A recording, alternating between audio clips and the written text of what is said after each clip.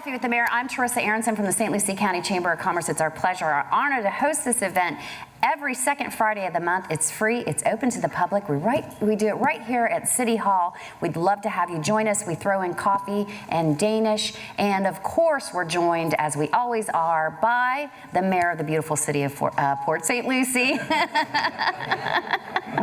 There's a lot of cities here. Greg Orbeck. No, really, there's not. There's only 3 incorporated areas. There's 3 incorporated. But there is a census-designated area called White City, so it can be confusing as well. Although it's not a city, you are correct. The name is on the building. It's on the sign pulling into the parking lot. You're right. It's on your our map, flyer, our map. Yeah. Arriving at Port St. Lucie City Hall, Teresa. You are correct. But I have no good excuse. It is true that I am Greg Orbeck, mayor of the city of Port St. Lucie. Yes. Well, good morning, everybody. Welcome, welcome. It's so exciting to have you here. I feel that we are in just sort of a joyous week of celebration. Yes? Oh, you didn't run for governor, I guess. Candidates are on their own, but as far as the issues go, we're the chamber, we're very neutral, but we were very happy to see that our half-cent sales tax passed. It did. And we're going to get some, yes, thanks to all of you, our roads and infrastructure are going to improve, and that's going to give us vitality for years to come, so I'm so excited about that, aren't you? It is exciting. Yeah, I didn't know you were going to do this during the intro because I had a lead-in, with I ruined it? a little ad and everything. Oh, that sounds like me. All right, well, we'll stop talking about it. I was just so excited I couldn't contain myself. You shouldn't. Let it out. All right. All right. What county was that in? St. Lucie County. St. Lucie County. I'm good at that. St. Lucie County I've got down. So you have a special guest today? I do. We have, as always, our sponsors, and that's how we're able to do this month after month. And it's Florida Community Health. They've been with us quite a few times. You got their name right. That's not. I would always double check myself, and that's where I screw myself up. But I'm going to meet with her, and she's a midwife, actually. So that's kind of interesting. So that's how we're going to start all your days right here, right now, with a midwife. We'll hear all about it. Oh, I thought you meant like a birth. I hope not, as I scan the audience, unaware of everybody's situation. But no, I think we are going to... You got to be careful making any guesses, as to, Yeah, never assume. No. As you know, you and me. But anyway, we're going to take a quick break. We'll come back with our midwife, and then you and I will award our Community Impact Award winner. And then we'll talk about what's going on in the city. Sounds like a plan. All right, we'll be right back, everybody.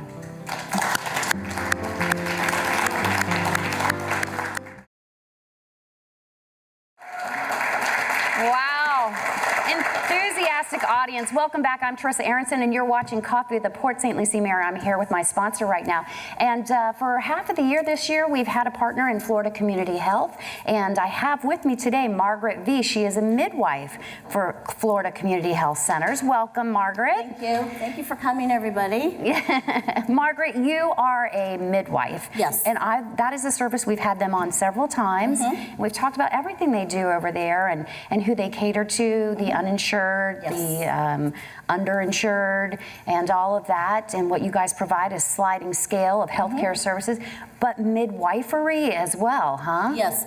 We have 2 midwives at Grace Women's Health Center, Miss Lola and I. We are advanced practice registered nurses. Okay. We get our degree as a master's in nursing also, but we do clinicals, birthing babies, basically. We do a lot of OB. We don't do so much gynecological, but we do OB. So we do antenatal. We do... What's antenatal? Before all your pregnancy visits. So from the time you do your pregnancy test until the time you give birth, we're there for them. Okay.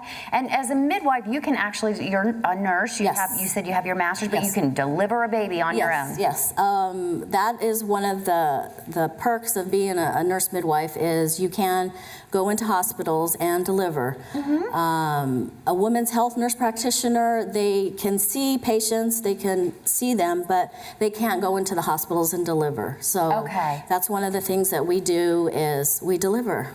Okay. We also assist in cesareans if need be. And when you think of midwives, I think traditionally you think of home births, and do you do that as well? Well, in our practice, no. Okay. We see the patients in the office, and then we follow them in the hospital. And how long have you been doing this? Actually, Grace is my first job as a midwife. I graduated last year, so I'm very excited to be here. And the group at Grace and the hospital is very welcoming. So you can take a patient, you're their general practitioner, you can, Florida Community Health Centers can be a general practitioner. They do pediatrics and in some of their centers, Right, you have to check your center. Yeah. Before we go to the next segment, can you guys help me? My water just broke. Okay, for those of you, are you mic'd up? I hope they got that on. Okay, so, all right, well, we're going to have to tend to that. The mayor's water broke. You heard it here first. And I hope it's a meme. Sorry about that, Margaret. Are your contractions, are they starting? Okay. This is the real deal. Okay. It's the real deal. Okay. All right, I have found so many memes. We're going to put that together later this afternoon. Look for it at the St. Lucie Chamber Facebook page. So when they come in and they want to be with you and they make an appointment, how do they do that? Well, first off, they just call, and if they believe they've done a home pregnancy test or they think they're pregnant, they come in. We see them, we do a pregnancy test on them, and then we schedule what's called a new OB, where we do all their lab work, they get a physical exam, we orient them to the practice, we let them know what to expect, and we go from there. One of the good things, too, that we have is we have a 24-hour hotline. Okay. So if something comes up and the office is closed, they can call the 24-hour hotline and they will have somebody answer their call. Another good thing is we have hospitalists at Lawnwood who are there 24 hours a day, 7 days a week. Okay. So if there's an emergent need, the service will call us. But if there is an emergency, they do have coverage at the hospital. And you take all kinds of insurance, Medicaid, Yes. Medicare, Yes. you take it Yes. all, and sliding scale Yes. if you're unable to have any of that. And where's your center located again? We're at 2402 Frisk Boulevard. We're Suite 202 Where's that? in Fort Pierce. In Fort Pierce? Okay. Well, thank you, Margaret. Thank you for having me. It was very nice Nice to meeting meet you. And hopefully he's still got time. Yeah. So we'll. First, it's going to take a Oh, it's going to take a while. Okay. We'll be good then. Okay. Don't leave yet, but we'll be right back, everybody.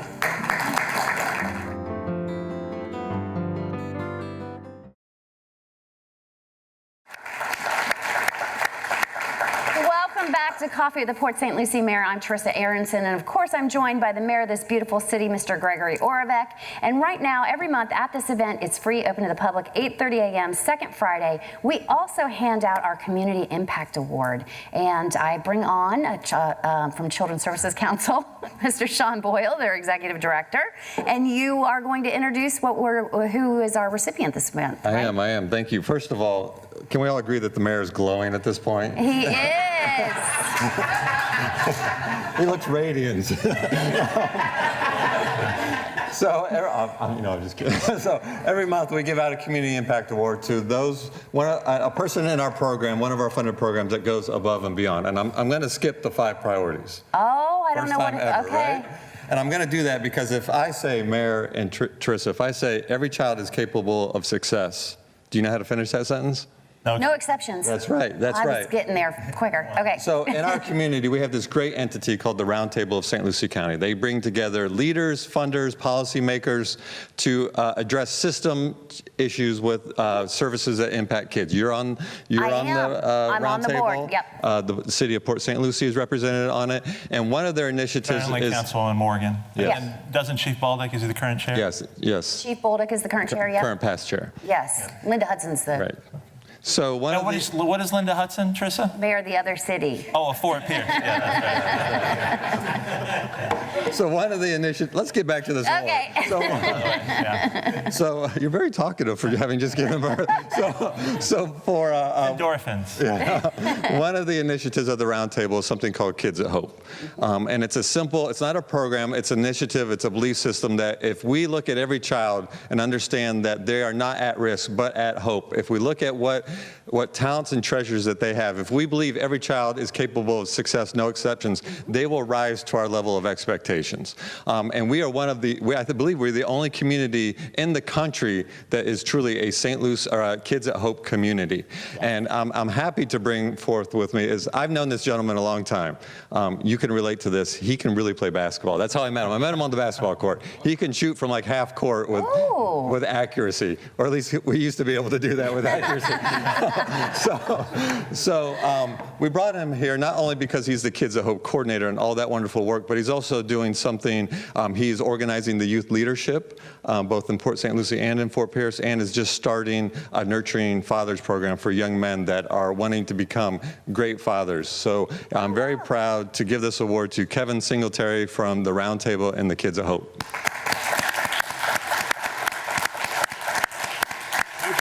Congratulations, Kevin. Thank you. Do you want to tell us a little bit about what you do in the community? Well, Sean said a lot of it. Yeah, he did. The thing that drives us to do the work that we do, why we're passionate about it, one of the definitions in Kids at Hope is SMART. And SMART means what you have that the world needs. Not your intelligence, not your intellect, because we don't have the same level. But there's something special and unique that every individual that's walking the face of the earth was created for. So we try to pull that out in every child, because every child's not going to college. Right. But the gifting that's inside of them is what the world needs. And one of the beautiful things about the Treasure Coast is their treasure here. So I say this to the teachers and when we're in training, that child that irritates you is forming the pearl in you. But your job is to uncover and discover the treasure in that child. So it's a win-win when you work and you dig and you dig and you dig and you continue to work with that child until that treasure is discovered and the Treasure Coast only gets better. Excellent. Thank Well you. done. Well, congratulations to you. Thank And you. I know Teresa Bishop, the executive director of the Roundtable, is here with us today to witness this. So that's exciting. And a as recent well. leadership graduate. Leadership graduate last night. Yes, we had leadership last night. Hopefully someday we'll get Kevin through there too. Yeah? All right. Good. Well, Sean, thank you for bringing this as you do every single month. It's very exciting for me to see because sometimes these are people that I don't get to interact with on a regular basis. And I don't know about you, Mayor, but it's kind of nice to see that side. I work with businesses so much and you work with the children and we really do interconnect. And this is a great place to witness that. So thank you for being with us. You're welcome. Thank you for having me. Congratulations. Thank you again. We'll be right back, everybody. Congratulations.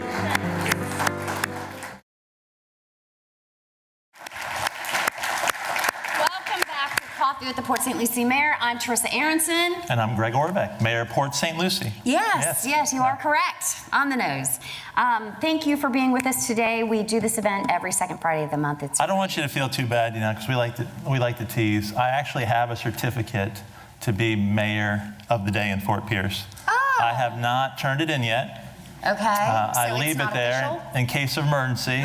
If there's ever a day where I need to bring the whole county together, I'm going to use that certificate. Do you think that supersedes any authority in Fort Pierce? It seems very official, the document. Okay, very good. Yeah. I cannot wait. Please call me before you do so. We will film it. We'll live stream that. Yeah. I paid a lot for that certificate No, it's at a a charity event. auction. Yes. I'm sure. Very good. I've never done that. I want to go with you. Can you bring two? Yeah, the direct route. I always prefer the direct route. They say in politics, you got to zigzag, but every once in a while, a straight line just presents itself. Certificate at a charity auction. We alluded to it when we started the show about the election, and I think you have more to say about that and have some special treats for everybody. So we'll get into it. Well, I don't know about special treats, but we did obviously have an election, and just want to thank you and the residents of St. Lucie County who voted for the half-cent sales tax, and thank you for all your hard work and all the HOAs out there, the staff, everyone that works so hard to educate and make the case for investing in our future. And, I hate to overdo it. We don't have the exact results precinct by precinct, so I don't know exactly how PSL voted yet in each precinct. But what's clear is that the majority of voters in St. Lucie County have entrusted their local governments, which include the city of Port St. Lucie, Yep. Fort Pierce, Yeah. St. Lucie Village, and unincorporated St. Lucie County. Yeah. They have entrusted their local governments with an investment in our future, and we're not going to let you down. We're going to make it happen. So, in addition to all those specific projects you've heard talk of a citizen oversight committee. So keep your eyes peeled. I'm sure here at the City of Port St. Lucie, within the next 30 or 45 days, we'll be putting out advertisements, basically, asking if you want to serve on that citizen oversight committee. And we will start with our official communications. We'll probably have monthly, quarterly, and annual updates on where we're at with the implementation. And I think we're going to have this on the agenda later this month. Oh, good. Just to get started with the more substantive discussion happening in December. Yeah, we're going to rock and roll this thing right away, right? We are. I mean, there's going to be an even better Port St. Lucie's under construction, everybody. Yeah.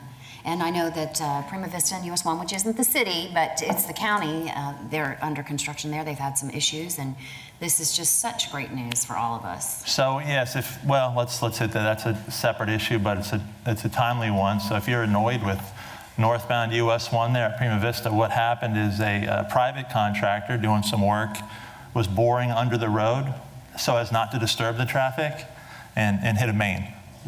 And when that happens, it blows out everything. That's a lot of water, a lot of pressure.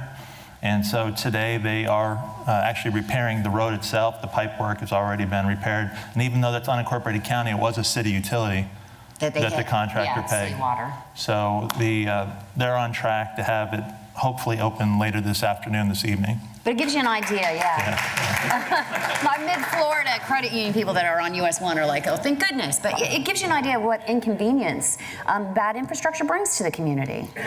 Or that's not bad infrastructure, but I'm just saying, the inconvenience of roads. And, you don't know what you have till it's gone, right? Yeah. So, I take a Rosso to St. James, the 25th, to get north and south right now. Who wants to mess around with that? Yeah. Thing that I want to talk about this week is that we lost Bob Minsky, longtime mayor of Port St. Lucie. And, when you're in this business, sometimes you identify with the mayor. So Bob was my mayor. Yep. I had a mayor in South Miami before I ever moved up here. But when I came to Port St. Lucie, Bob was my mayor. And even though he made it to 84, he had a good life. He's going to be missed. And He was a great guy. We have Minsky Gym, we do. Thank goodness, to memorialize him, but we've had that for a very long time. But he had he was still involved, he still cared, he still weighed in. He was really just a very good voice for the community. He such an advocate for Port St. Lucie. So earlier, Mark used aggressive, and I wouldn't say aggressive, but fierce. A fierce champion of Port St. Lucie. He truly was fierce. He was a loyal friend. He was a good man. And a little story that I like to tell that I've told on Facebook, and also the city did a piece on him, is, he was in the Air Force. And he also was a postal worker. He was a mailman. So maps were very important to Bob. I mean, from a technical standpoint, maps were really important. But he was always about putting Port St. Lucie on the map. And I'm not talking just figuratively, I'm talking literally. Because remember, back in the day when he was mayor, we were much, much smaller. And he would get so ticked about maps, weather maps and other maps showing other communities And not Port St. Lucie. And it would usually set him off into writing what I call a Bob Minsky special. He had a way with words. He really did. I enjoyed him greatly. But his letters, did you ever get one? I didn't. I thought, because he had some thoughts about the chamber, but that was before your day. It was before me, Yeah. so I didn't get one.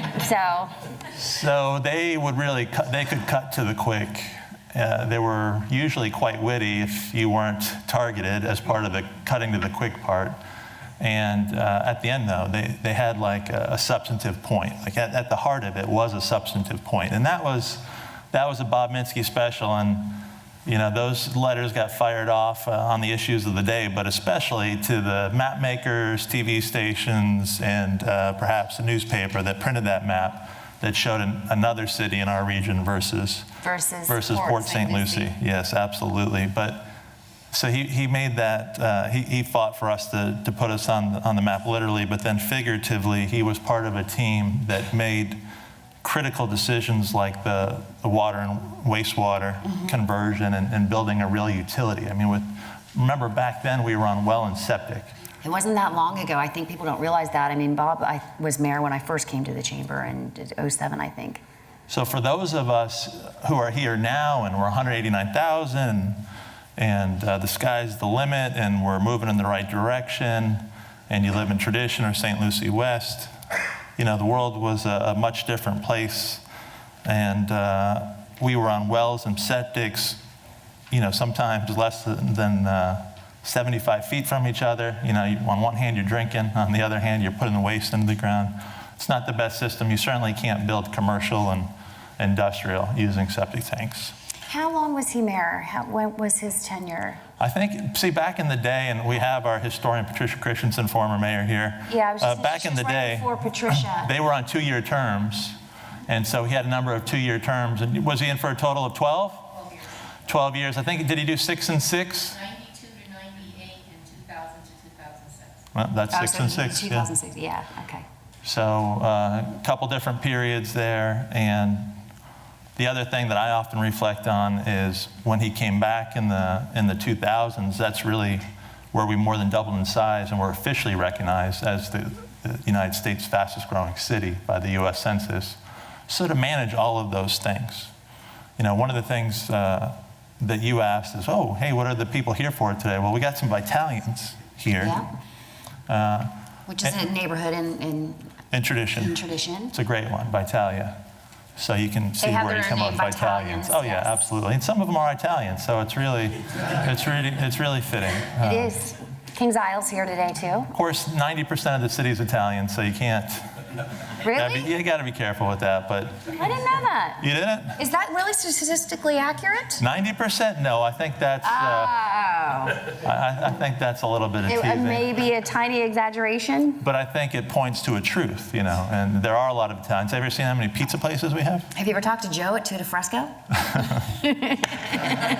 He's in St. Lucie County, just for the record. Yeah. That's not the city of Port St. Lucie. Again. But going back to Vitalia, they've been really, they're always active. They go to City University, always love to speak in the community. They're informed, they're on it, but they're hyperactive right now because of additional development coming into the city. Western Grove is out there. Mattamy bought it. They're making some proposals. Yep. And it could impact their quality of life. And some other things are going on with a builder bought out their old builder. So there's these development issues. Well, those kind of development issues happen all the time. Of course. In every community when you're growing. Yes. And so Bob and the team back then, they were more than doubling in size. You know, going from 70, 80,000 to 140,000, 150,000 in less than a decade, and growing faster than anywhere else in the country. So they had Vitalia and Western Grove squared. Yeah. And that's tough. And to be able to get through that and do the best and serve your community, it's just like, Tradition is plotted, and it's, you know, those homes are. No, there's always issues, but. Yeah. You know, on the way. When you're elected, telling people you can't help them, They don't like that. Not really the way to go, right? No, so you got to find a way to help as much as you can every day, and that's a challenge. And Bob was always up to that challenge, so he's going to be missed. We miss Bob. I appreciate you giving him that time today. Yeah. That was nice of you. He deserved it. He did. Very good. Okay, does anybody have any questions? Oh, we have a couple up front, so we'll start here in the second row, and then we'll go right to you. It's on. Well, now that the tax passed, obviously you can't start a lot of these projects right away because you have to get the income start coming? What's the projection as far as when the city will be starting on some of these projects that were delineated? So I think what you're going to hear us talk about it first in about a week and a half, and then again in December. And staff will be mobilizing now. So of course, before it passed, you couldn't spend a ton of money on the engineering and design and all of the prep work. But as you know, Henry, a lot of the projects were things like sidewalks and repaving, which are pretty straightforward as compared to Floresta Drive improvements and California improvements, which are major road reconstructions, which will take permitting and engineering, design, et cetera. That takes months. So what I think you'll see happen is some of those repaving and sidewalk projects get expedited, and that the more complicated, more expensive projects, the plans will get done. And then in a couple of years, you'll see the major roads getting reconstructed. But things like sidewalks, repaving, and even the roundabouts could happen much sooner. Good. So that's my prediction, but stay tuned and put in your application. You probably will. Yeah, for oversight. Very good. He was just an alternate on our charter school selection, which you served on the committee, right? He sat by me. One over from me. Yep. Oh, that's why you picked him first. Yeah, we have Favoritism. history. Yeah. We have a long history of, it was a long day. Go ahead. Okay, I remember maybe a year ago there was some kind of a survey done. I can't remember if it was online or if it was through some kind of a meeting where they were asking input from residents about what kind of businesses they'd like to see coming to Port St. Lucie. And I know I had a few special preferences myself. Do you know if that, whatever that survey was, ever impacted? Well, it was utilized, and what it did is we had hired a retail consultant, a retail professional, a firm, to help us evaluate our market and to determine who we were compatible with whom we were compatible, for all the English teachers out there. And we could actually get you a copy of that report, and you could take a look at your favorites to see if we were good matches or not. So like a Cheesecake Factory, not ready for that. A Whole Foods, we don't have the market for that yet. So How about Trader Joe's? That's one of my favorites. Trader yes, unfortunately not quite there yet. Then we have its cousin, Aldi. Maybe closer to that than the Whole Foods, but not quite there yet. And for me, I can tell you selfishly as mayor, one of the main things I was looking for from that retail study was for a professional to share with you and the people the same thing I've been sharing for even before I was mayor. And that is the market determines what brands you get. The city council, we can use land use and zoning to say that the land can be used for retail or restaurant, and we can set setbacks and buffer requirements and landscaping, but we don't have the authority to say, well, in that spot, it has to be a Cheesecake Factory and that one has to be a P.F. Chang's. The market determines that what kind of restaurant it is. And so a lot of us, especially because we're growing and we're 189,000 people now, we have these aspirations and wants. You and I, we want Trader Joe's. Right. Why aren't they here? Costco, what's wrong with you that you keep going down to Stewart when all the people in growth are here? I mean, what are you drinking there? We got to get your water checked. You should get Port St. Lucie water. So that's how we feel, but the reality is, and it's a weird dichotomy we have in PSL that I always try to share with people, even though we're the 8th most populous city, even though we have 189,000, remember that we're in a market area. The market doesn't care about invisible lines so much as it does how many people with how much money and how they spend it. That's what the market cares about. And Palm Beach has over 1 million, over 1.4 million. Broward has more than that. Miami-Dade has over 2. Those are the market areas. Some people want an IKEA. You know what kind of market you need for an IKEA? 1 million people within a 30-minute drive time. So even though we're growing, even though we're prospering, even though we have increasing household income, all these great indicators, we're not to where we need to get quite yet to get that tier of retailer and restaurateur. So we're going to keep working. We're going to be transparent about it. And where the study can help is if someone's a coin flip. And they really didn't know about Port St. Lucie. They didn't understand that we were historically under-retailed. You know, that our retail is in Martin County versus being in the city, and it's getting to be a long drive time. And they didn't know that the Cleveland Clinic was coming to town. And they didn't know that if you don't go to Tradition every week, you're missing something. On those coin flips where we're on the verge, that's where a little bit of elbow grease and professional presentation can get us over the edge. But it can't make the impossible happen. I think he has a follow-up question too to that, yeah? Really? Because Teresa gets mad when I get that detailed on my answers. Right. Did you have something else? Yes, a separate question. I saw on the calendar that next week there's going to be what they call the 10-year planning for the Parks and Recreation Department. Can you just say a little more about what that's going to be? Because I know the public was invited to give their input on that. Yes, please take another survey. We need your input on that. So we are engaged in a 10-year master planning process. And with all of our master planning, we always start with you, our citizens.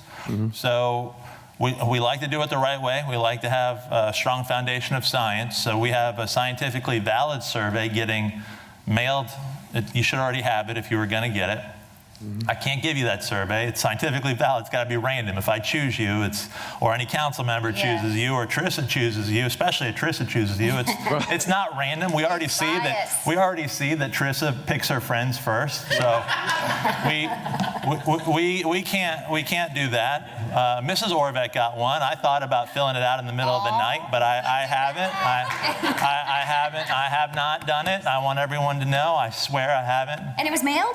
It was mailed. Okay. In addition to that, as he's pointed out, in December, I believe, we're going to have the actual survey online where you could still participate, because we like to compare the science-based survey, the random survey, to online, where we try to set it up so it can't be manipulated. But, you know, the Vitalians, they got like a whole computer operation out there. They get together, they organize. They got bots. I don't know what they got out there, but it's not collusion. I want you to know it's not collusion. So participate in that, because we need your input. Parks can be large, expensive, complicated projects.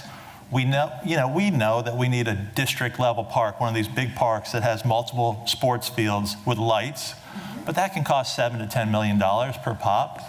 We know that money doesn't grow on trees, so we have to prioritize. We got to figure out what the most important improvement projects are, and that's where you help us decide that. We don't decide that on our own and tell you. You tell us, and then we do our best to make as many people happy as possible. So that's what this process is about. Personally, what I'm looking for is I hear that we need lighted turf that's not utilized solely by leagues. So that's a big thing that I personally hear. At the same time, on a lot of these surveys, the number one thing in other communities is things like trails, walking trails through natural areas, things like that. So whatever it is that you're looking for, PSL has always had a special place in its heart's desire for some type of aquatic facility.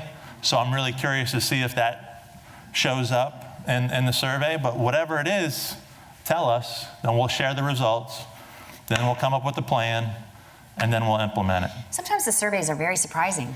They are. You think you know what people want, and then you find out that is not at all what they want. But I love the fact that we engage the community. We have another question up front, so we're going to, Mark's on his way. Case in point on that is that in 2014, shortly after I was elected, we had a citizen summit where we took citizen input on some of their greatest wants and needs, and that was part of our strategic planning process. One of the things that came out of that was more mass transportation. Yeah. People wanted more bus service, and I wasn't in tune with that, quite honestly. You weren't aware? No. I drive my car, I ride my bike. Oh yeah, you're in big trouble. Was that $5 fine. $5? Well, it's also Her phone went off. Yeah. But that surprised me, and it's that's a tough challenge, because we're a geographically large city. We're spread. We don't have a dense population. Miles. So it's hard to make the numbers work. But the county and the Council on Aging, TPO, the feds, everyone's working on that together, and we've made some inroads on that. So we are. You can. Transportation's free right now. You can get on the bus anytime. Get on the bus. Yeah. You had a question? Back to the survey. If we didn't get it in the mail, can we access it online, or how else can we get it? Yeah, so in December it's going to be online. Do you happen to know? They're working with me to get me the So December, month of December, cityofpsl.com. It'll probably be one of those like 4 slides right in the beginning. But if not, ever in doubt, just contact the council office or mayor at cityofpsl.com and we'll get you in the right place. But everyone, cityofpsl.com, or you'll be able to put it in the search. If it's not right there on the homepage, just staring at you saying, fill me out, fill me out. But thank you. Definitely want your input on that. Anybody else have a question? Oh, we have another one up front. Mark, if you don't mind coming on up. Okay, so Mayor, I think I read in TC that recently you had a consultant or a consulting group come in and talk to you about how we would attract business into the jobs corridor. And I thought one of their findings was that they believed that some of the fee structure, assessments, whatever it is, I'm not an expert at it, was a real deterrent to business coming into the area. I was wondering what your thoughts were based on that feedback and what you plan to do. I'm laughing. I'm going to get it out of the way because I know we're getting into CDs and SATs, and that is so weedy. But I'm ready. See, I am prepared. I know it came from the audience, so it's got to happen. Stuff I get in trouble for from Tristan.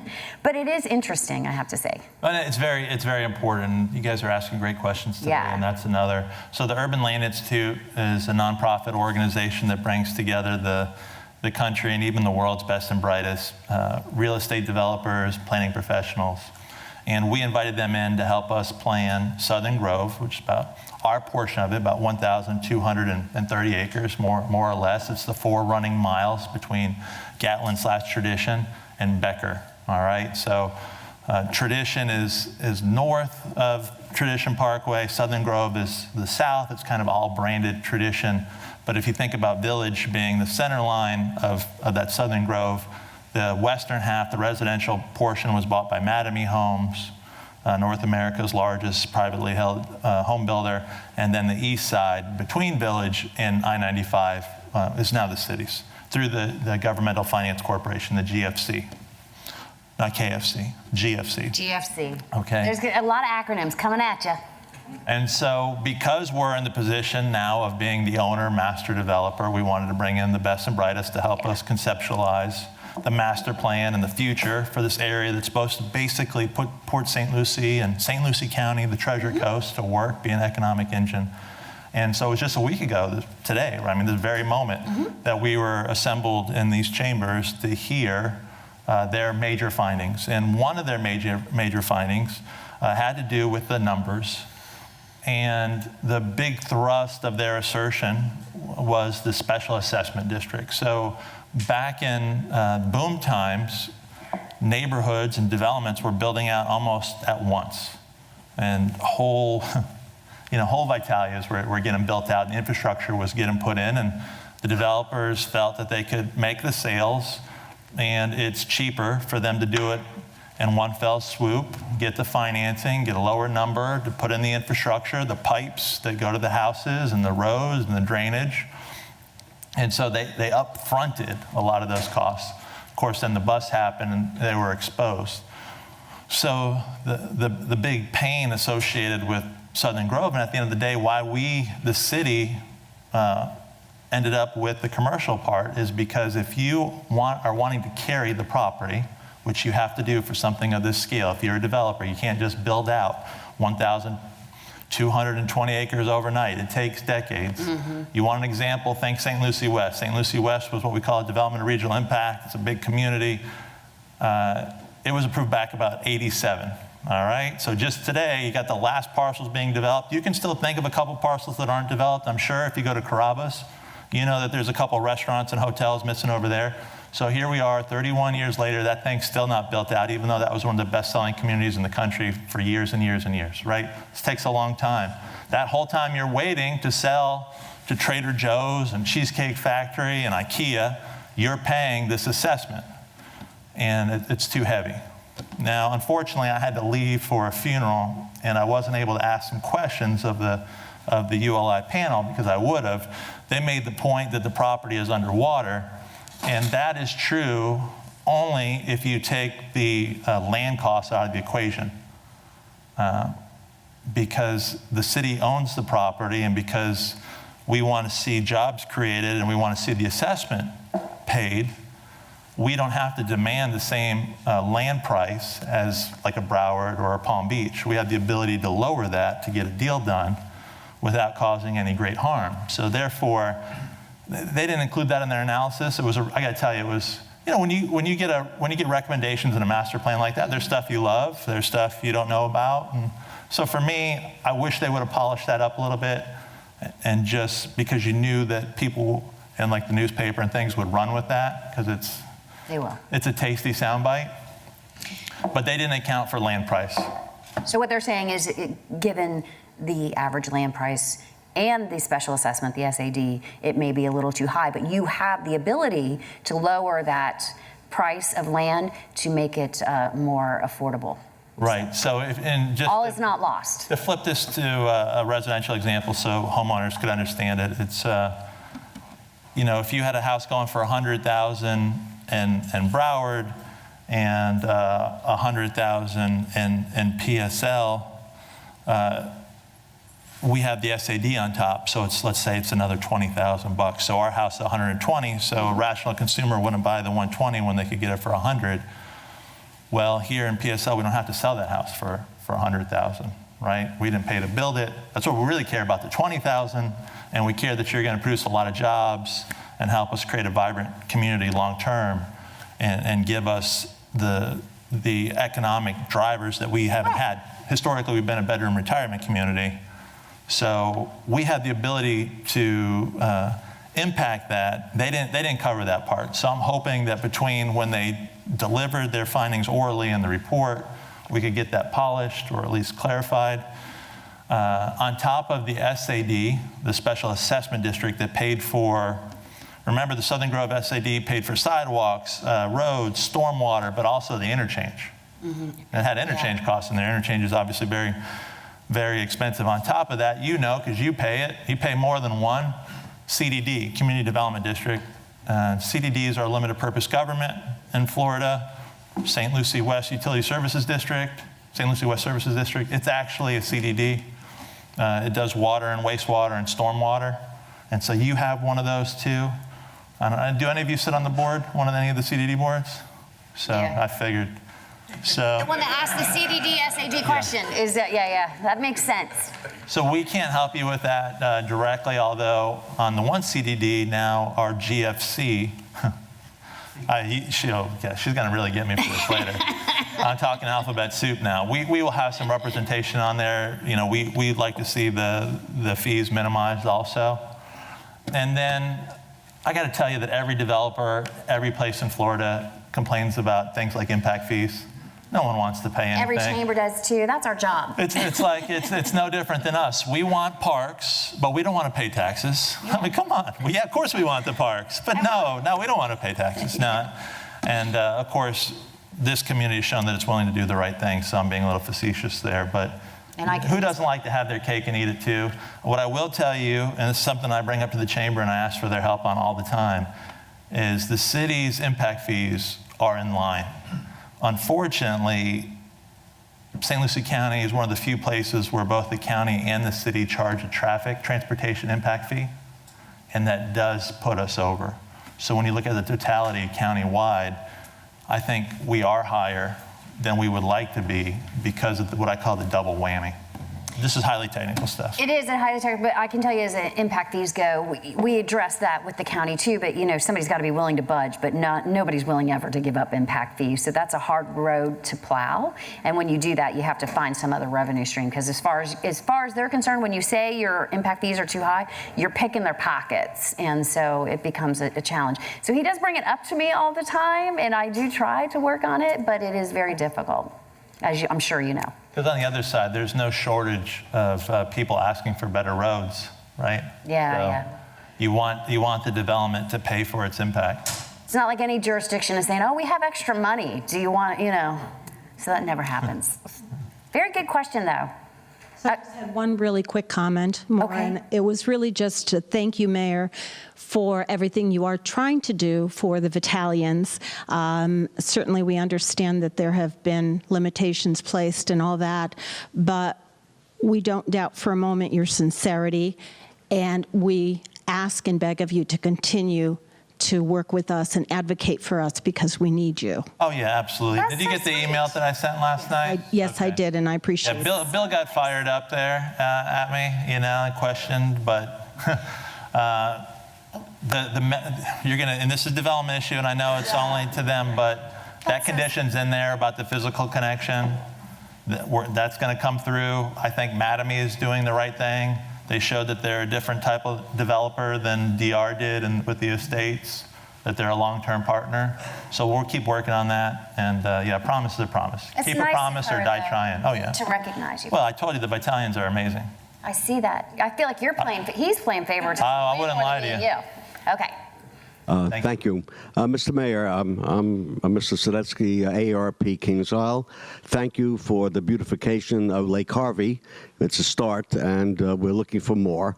The beautification projects all over the city is well thought of. A couple of questions that were asked at a meeting. What's happening in terms of... Keith's here, it'd be a party, I'm telling I you. know it. We'd be here all morning. What's happening in terms of the land use around the Civic Center? Any new news? Let's see, I'm sorry. It's a brutal You wouldn't question. understand, when I was a kid, there was the Great Space Roller Coaster, and there was GNews with Gary GNews, and when you asked if there was news, that was going through both of those. my I can my sing mind. the Great Space roller coaster song. So one, let me say thank you, and I still haven't come up with a good nickname for you. Vitalians is a natural. I was talking to my wife about this 2 nights ago. I don't know if, are you Islanders? I don't know, They're but... the Kings. They're the Kings? They're the Kings. All right. Well, but what will the Queens appreciate? Look, you don't want to make Mama mad over there. You don't want to. Right. You don't want to do that. Reinforces the rest. So thank you on Lake Harvey. So Lake Harvey, everybody, that is there at the northwest corner of Kashmir and St. Lucie West Boulevard. And back in the day, and this really truly was in 2014, you had Walmart wanting to punch in a new neighborhood market, not a Trader Joe's, but a neighborhood market on that green field. Remember, that was a vacant site, right? And there was a vacant Albertsons right across the street. And everyone's like, hey, why do you have to build this here when you could just use Albertsons and redevelop the space? Wouldn't that make a lot of sense? And of course, you had Cascadians, you had the Kings, you had everyone getting upset. And longtime St. Lucie West Services District member, and my friend who's also passed away, Harvey Cutler, was like, hey, what about this? And, you know, there's only a couple bad things about living in St. Lucie West. 1, the traffic, and 2, the drainage. But, you know, thankfully, we're trying to address both. And the Services District said, hey, we can buy this and we'll build a stormwater storage and treatment area. Yeah, drainage. And then, since then, we've tried to turn it into amenity. And now remember we were talking about park survey and limited budget and all these things? I'm glad that you said that because I'm getting some emails and things about, oh, how dare you spend money on palm trees and all these things. And you know, folks, it's a balancing act here with your city council. You know, we got to take in the input of 189,000 people, limited time, limited budget, do the very best we can. Being a beautiful city is part of our vision because we know that it's directly tied to being safe and prosperous, and that landscaping is one of those things that it actually provides the greatest return on investment, any property investment that you can make. That's, I mean, we could look at data and data, but what I want you to know about those palm trees is, 1, they came from the city's McCarty Ranch property. So the trees themselves were ours. We got that when we decided to buy 5,000 acres to clean the river, all right, and provide drinking water for 100 years. Those trees came with it. So we bought 5,000 acres and got royal palms free. Now, They're expensive. and they're expensive to move. And I'm straightforward to a fault. You know that. I'm not going to try to pull the wool over your eyes. So there's a cost involved with prepping them, digging them, hauling them, taking a crane, dropping them in. Some of them are going to die. They have to be watered. There's costs associated with that. But the St. Lucie West Services District, which is a separate governmental entity, they helped buy those trees. They paid for those trees. And guess what? What? See? I want you to be, I'm sorry. What's going on around here? No, I'm okay. Donations. So Mrs. Cutler, remembering Harvey, gave a donation. We've had Rotary clubs give donations. So not only did the service district step up and the city stepped up, the people of Port St. Lucie stepped up. And we're not going to stop there. We're going to continue. That's just the beginning. And we'll find that right balance to do it over time. It looks great, but we all thank you because the drainage is much better on that corner. It is. So that was a 50-minute dissertation on the first question. The second question, even more complicated. I forgot the second question. The city center. Oh, that's See, this is how I know when my clutch is going to right. start slipping. Because one of the things I like to do is go on a tangent and see how far I can go. And I am aware. And can I come back? So I lost you on that one, so I can never lose the audience. But the second question was about city center and if there was any good news with Gary Gnu. Remember? Oh, yeah. All right. Oh, dang. See how I just worked that in? Boom. That just happened. All right. City center. Everyone thinks the city owns city center. We don't. We own the civic center. We own the village square. We own the parking garage. City center is the greater 46 acres that's bordered by Walton Road, US 1, the canal, and Village Green Drive. And we don't own that. Lily Zong did own it. She allegedly committed fraud. The SEC stepped in. Technically, what I would say is that probably Zong or another entity still is the owner in name. However, she's subject to a court action, SEC court essentially. And so the court's making the decisions. The receiver, an SEC-appointed receiver, reports to the court. Right. So they've liquidated all of her assets to try to make the investors that she allegedly defrauded whole. All right? So they did some of the other assets that were less complicated first. I think that City Center is one of the last assets. It's currently under contract with David Garfinkel. He's the principal behind the firm that has it under contract. So it's moving in a positive direction, but I don't want us to get our hopes up yet. The council and I, we haven't met with him yet. We don't know what the vision is. He's under a 6-month inspection period. All right? So for all the real estate people out there and banking professionals, that's a 6-month looky-loo for free. So at any time, he could decide, it's not right for me. You get usually 30 days. Now 6 months. There's some hair on this one. It's a lot of moving parts. There's an SAD involved. So that's 6 months. I think we're about 30 to 45 days into that 6-month inspection period. So stay tuned on that one. We're dating. We don't know if it's serious. They haven't labeled it yet. All right, we're going to take one more question. Just one more question up here, and then some people have to work. Good morning. Good morning. I have another area to focus on. Actually came up last night as we were driving home. The very end of Becker, where you have to take a right or you go to Harbor Ridge. Is there any possible way, as you're coming up to Becker, to take a left to come to Port St. Lucie, to get a blinking light or at least a left-hand turn sign?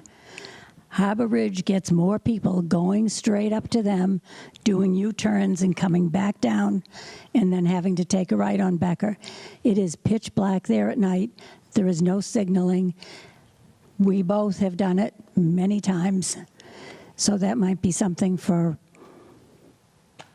public service or mayor or somebody to look at. We can't do it directly, but indirectly, I'd be happy to see what we can do. It's not as easy as saying, we'll do it, because that's not the city's right of way.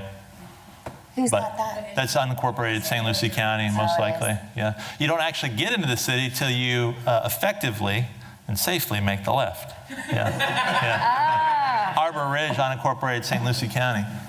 Okay, very good. Good. All right. Thank you so much for being here. He wrote it down. It's on it. It's on the to-do list. All right. I want to thank everybody for joining us today. I appreciate it very much, and thanks to my staff and Mark for walking that mic around. And your whole communications department is fantastic. Oh, and yes, absolutely. Thank you. Yeah. Went off without a hitch, and thank you. If you're going to thank everybody, I got to thank Brandon Dolan, my right hand. So absolutely. Thank you, Brandon. It was his birthday too. Yeah. Oh, it's Brandon's birthday? Last week. Oh, okay. All right. I really and you're just now mentioning it? Well, we didn't have this excellent show last week. Very good. And thanks to everybody that watches at home and on YouTube. And I had the question, are we going to put this on DirecTV or, the satellite? DirecTV? Yeah, satellite. But I always tell them, if you have a browser on your TV, go to YouTube. You can watch it on your TV, on your browser. So That's true. We have our YouTube channel. So everybody can get it at home on their computer, on their laptops. And who sponsors your coffee and your Danish?